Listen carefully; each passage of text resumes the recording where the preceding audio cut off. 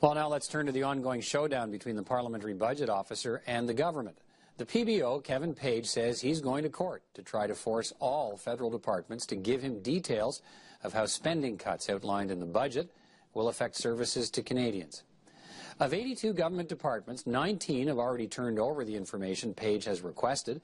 43 more have said they will also comply, though they haven't yet, despite repeated extensions of the deadline. And 20 or so departments or agencies have refused outright to give him what he wants. Those holdouts include the Canadian Food Inspection Agency, in the spotlight right now over the E. coli contamination and beef recall, and where cuts in staffing have become part of that controversy. And the department that oversees the Public Service Treasury Board is also holding out. Cutting nearly 20,000 federal jobs is at the heart of the government's deficit-fighting plan. Add to the list the Department of Justice, Veterans Affairs, and the Privy Council Office, the Finance Department, and the Department of Citizenship and Immigration. Kevin Page isn't talking now that this fight has gone to court or is going to court, but in a recent interview here just a few weeks ago with Prime Time Politics, he explained his position.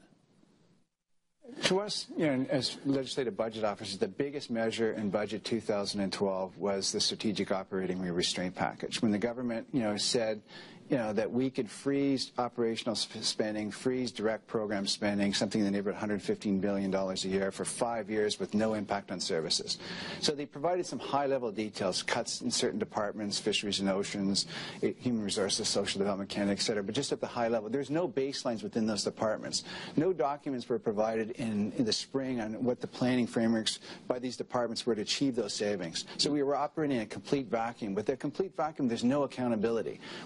Legislatures, whether opposition or backbenchers in the conservative government, they don't know where the cuts are going to happen. So without a baseline, there's no accountability. We can't keep the government's feet to the fire on trying to freeze spending, and so we still need this planning information. I don't think we don't expect it to see it there in the omnibus bill. Right. And now we're really into the world of will we see it even next year, these plans. And the longer these plans, longer we wait for these plans, we put parliamentarians in a position where they have to vote on authorities this year for departments, and they don't know what's going on.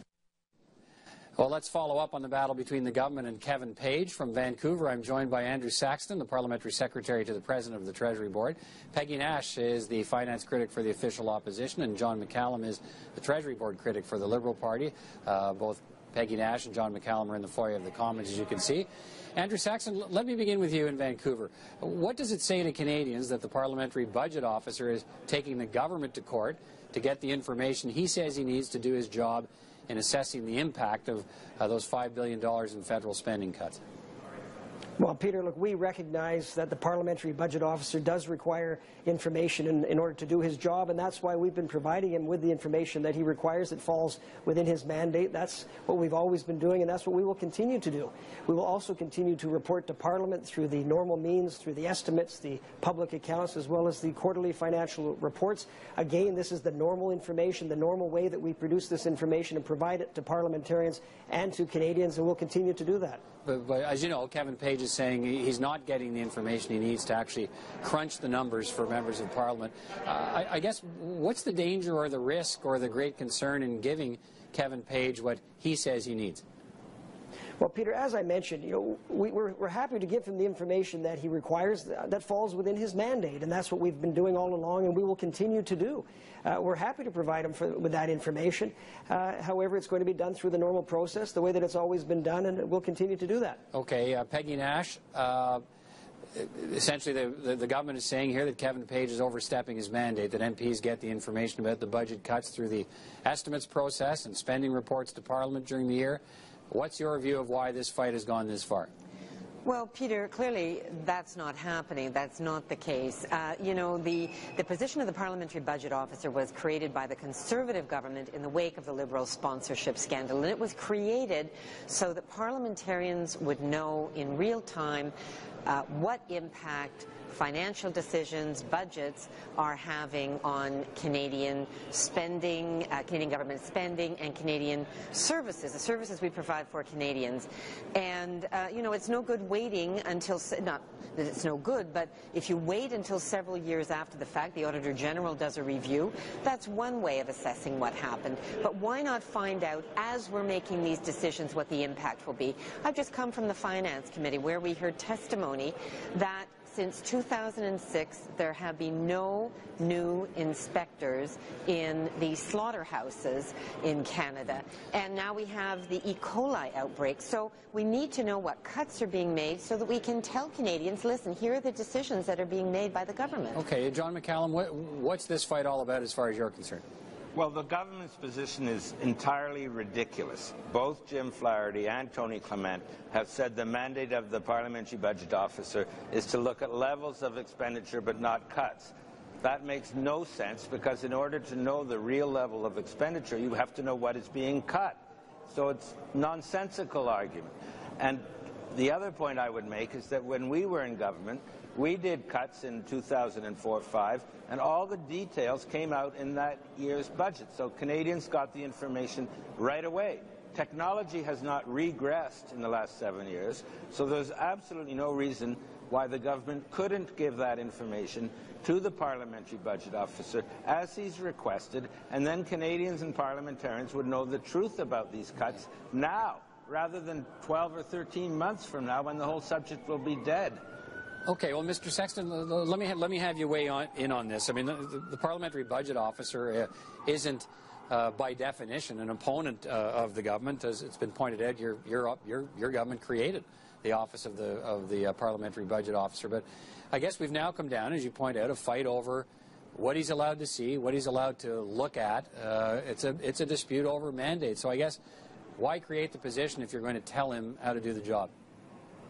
But look, Peter, as I mentioned, the Parliamentary Budget Officer has a plethora of information available to him. He's got reports on plans and priorities. He's got the departmental performance reports.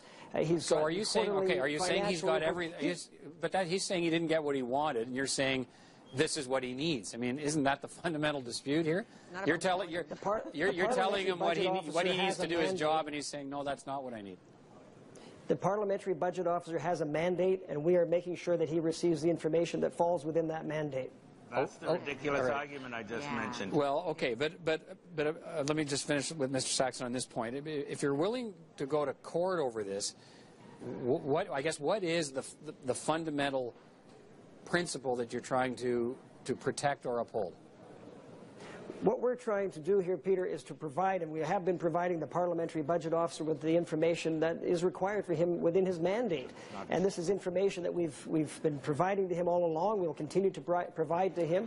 He's got a plethora of information available to him at his fingertips, and that's what he should be using to do his reports. But he's saying it's not the information he needs or wants. He wants more information.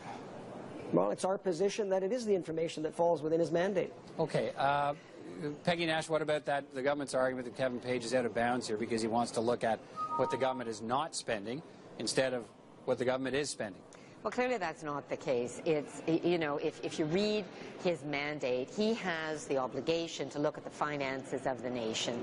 That includes spending. It also includes not spending. And it's not about the volume of information, it's about the quality of information. There are many, many ministries and departments that have not complied with his request. And I'll tell you, Peter, it's the key reason that I have a private member's bill calling for the Parliamentary Budget Officer to be made a fully independent officer or general so that he can compel the government to give him that information. Because as it is today, his position is a creature of the Library of Parliament, and while he reports to Parliament, he serves at the pleasure of the Prime Minister. And I think what we're seeing here is the Prime Minister is not pleased to give him the detailed financial information that Canadians have a right to get, and the PBO knows is within his mandate. Mr. McCallum, I mean, what is it? It's kind of interesting in this. There's kind of a many-layered dispute. In some ways, it's a little bit inside the beltway, I guess, but what does it say to you? We have some department heads, some deputy ministers here have agreed to give Kevin Page what he wants, and others have refused. So I guess, does it raise questions about the consistency, maybe even the legitimacy of at least part of the government's position on this? Look, I'm not a lawyer, but I'm convinced the government's case will be thrown out of court very quickly because it's entirely illogical. To know what is being spent, you have to know what is not being spent, so you can subtract that from the initial spending levels. And it's not just within the Beltway. There's nothing more fundamental for the job of an MP than to be able to examine in detail what the government is spending or not spending in terms of taxpayers' money. That goes to the heart of parliamentary responsibility. And so I can only conclude that the government thinks that the reaction to its cutting decisions will be so negative that it's even worth going to court over this to try to get the information out of Canadians' hands. And Mr. Saxton, what is the answer to that? Why some department heads have agreed to give Kevin Page the information he's asked for, others are refusing to do so. So there's not uniformity across the government in terms of a response to his demands. Why is that? Well, look, Peter, as I mentioned, we're happy to give the Parliamentary Budget Officer the information that falls within his mandate, and that's what we've been doing, and that's what we will continue to do, and we're going to continue to report to Parliament through the normal ways as well. What I'm asking you is how come some deputy ministers have said, he's given them a list of here's the actual stuff I want, they've said, fine, take it. Other departments, Department of Revenue, Department of Veterans Affairs, Finance, Treasury Board have said, no, you can't have that stuff. Some departments have said, here it is. Others have said, no, you can't have it. Now, if departments feel it's within the mandate of the Parliamentary Budget Officer, then of course that information will be forthcoming to him. So it's not a position held across government that he's outside his mandate? It depends what the determination of his mandate is. We believe that he's getting the information that he needs. All right. Look, folks, time is running short here, and we will continue to follow this story. It looks like it's headed for court. But Andrew Saxton in Vancouver, Peggy Nash and John McCallum here on Parliament Hill. Good to speak with all three of you. Thanks for making time. Thank you very much. Peter. Thank you, Peter.